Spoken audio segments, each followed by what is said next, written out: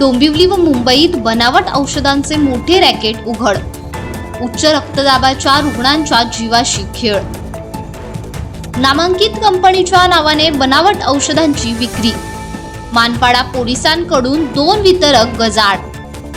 उच्च रक्तदाबासाठी वापरल्या जाणाऱ्या तेल्मा AM या औषधांच्या बनावट गोळ्यांची विक्री केल्याचा प्रकार उघडकीस आला आहे.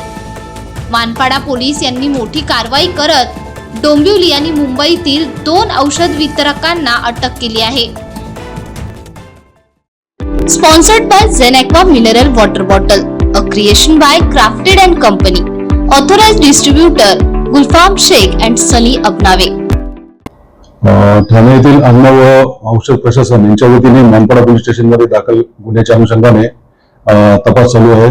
या गुन्ह्यामध्ये यापूर्वी एक पंकज कुमार उपाध्याय हे अटक करण्यात आलेले होते. या गुन्ह्यामध्ये आरोपींनी टेल्मा 40 या नावाचे जे औषध आहे ब्लड प्रेशरवरचं ते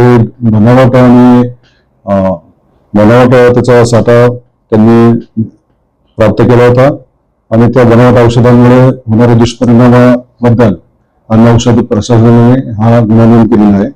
या गुन्ह्यामध्ये इतर आरोपी पण पाहिजे आहेत. तर त्यापैकी इतर आरोपींपैकी आम्ही विवेक अजय कुमार राय, एनॉर्मेड फार्मास्युटिकल कुरार विलेज या कंपनीचे डायरेक्टर आहेत, त्यांना अटक केलेली आहे आणि त्याबाबतचा तपास चालू आहे.